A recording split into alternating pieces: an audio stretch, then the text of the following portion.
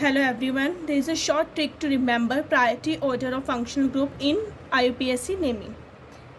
अब ऑर्डर हमें कैसे करना है? ऑर्डर करने के लिए हमें क्या करना है, जस्ट जो हमारा कार्बन है उसकी हमें बॉन्ड चेक करना है with hetero atoms. Hetero atom होते हैं हमारे ऑक्सीजन, नाइट्रोजन, सल्फर और हैलाइड्स. इनके साथ हमें बॉन्ड चेक करना है कार्बन ने कितने बनाए. जितने ज़्यादा वो बॉन्ड बनाएगा उतना ही उसका प्रायोरिटी ऑर्डर ज़्यादा होगा. फॉर एग्जाम्पल सबसे पहले एसिड है. एसिड में देखो कार्बन ने ऑक्सीजन के साथ 2 बॉन्ड यहाँ बनाए और एक यहाँ पर बनाया, तो टोटल इसने 3 बॉन्ड्स बनाए विद हीट्रो एटम. यहाँ पर ये एसिड के डेरिवेटिव्स हैं.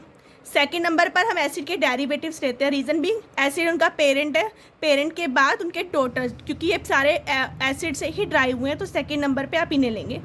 इन सब ने 3 ही बॉन्ड्स बनाए हैं. जैसे एसिड ने बनाया 2 बॉन्ड्स यहाँ पर और एक यहाँ पर, तो यहाँ पर भी 3 ही बॉन्ड है. तो सेकेंड नंबर पर आगे हमारे एसिड के डेरिवेटिव्स. थर्ड आते हैं हमारे पास नाइट्राइल्स, आइसोसाइनाइड और साइनाइड्स. यहाँ पर कार्बन ने अगेन हीट्रो एटम के साथ 3 बॉन्ड बनाया, बट ऑक्सीजन की इलेक्ट्रोनेगेटिविटी ज़्यादा है एज़ कम्पेयर टू नाइट्रोजन, इसीलिए हम ऑक्सीजन वालों को ऊपर लेंगे और नाइट्रोजन को हम सेकेंड नंबर पे लेंगे. तो यहाँ भी कितने बॉन्ड है? 3. Next aldehyde. एल्डिहाइड के केस में आप देखेंगे यहाँ पर 2 बॉन्ड्स बनाए हैं हीट्रो एटम के साथ.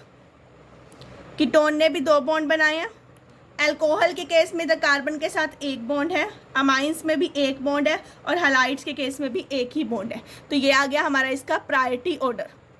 जितने ज़्यादा बॉन्ड आप हीट्रो एटम के साथ बनाएंगे उतने ही ज़्यादा उनकी क्या हो जाएगी? प्रायोरिटी हो जाएगी.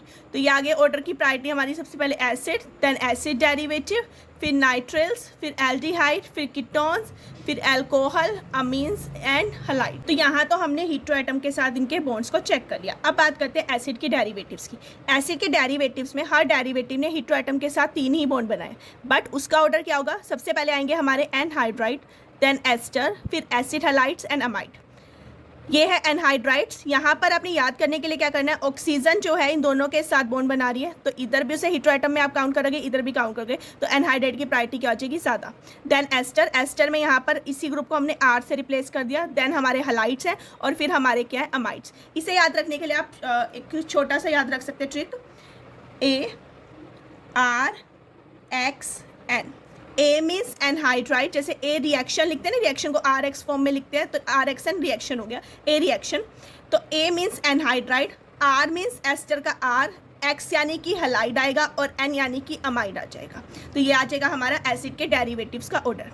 तो सबसे पहले आगे एसिड्स, बिकॉज इन्होंने 3 बॉन्ड्स बनाए हीट्रो एटम के साथ. देन आए हमारे एसिड के डेरिवेटिव्स, इन्होंने भी 3 बॉन्ड बनाए, बट एसिड को आप ज़्यादा प्रायोरिटी देंगे बिकॉज वो पेरेंट है. देन आते हैं नाइट्राइल्स. नाइट्राइल्स को भी 3 ही बॉन्ड बनाता है हीट्रो एटम के साथ, बट इसे हमने कम प्रायोरिटी दी है. Reason being oxygen is more electronegative as compare to nitrogen. तो आपने इलेक्ट्रोनेगेटिविटी याद होती है आपको, तो आपने जस्ट चेक करना है ऑक्सीजन ज़्यादा इलेक्ट्रोनेगेटिव है, इसे आप ज़्यादा प्रेफरेंस देंगे देन नाइट्रोजन. इसके बाद आते हैं एल्डिहाइड एंड कीटोन पे. एल्डिहाइड और कीटोन के केस में हमारे 2 बॉन्ड है, इसीलिए वो सेकंड नंबर पे है. पहले 3 वाले आगे, फिर 2 वाले आगे. इन दोनों में से भी एल्डिहाइड और कीटोन को आप ज़्यादा प्रेफरेंस देंगे, बिकॉज H और R ग्रुप में से अगर हम देखें तो H की इलेक्ट्रोनेगेटिविटी ज़्यादा होगी R के कंपैरिजन में, तो इसीलिए हम इसे ज़्यादा प्रेफरेंस दे रहे हैं then ketone. Then alcohol, amines, halide, इन सब ने भी 1 बॉन्ड बनाया on the basis of electronegativity oxygen की ज़्यादा है, इसीलिए अल्कोहल को आप ज़्यादा प्रेफरेंस देंगे, देन अमीन्स एंड लास्ट में हैलाइड्स आ जाएगी. तो ये था हमारा प्रायोरिटी ऑर्डर से याद करने की एक ट्रिक. जस्ट आपने हीट्रो एटम के साथ चेक करना है कि उसने कितने बॉन्ड बनाया कार्बन ने. जितने ज़्यादा बॉन्ड मीन्स 3 बॉन्ड, तो फर्स्ट प्रेफरेंस सेकंड 2 बॉन्ड वालों को, लास्ट में 1 बॉन्ड वाले आ जाएंगे. Okay, thank you everyone.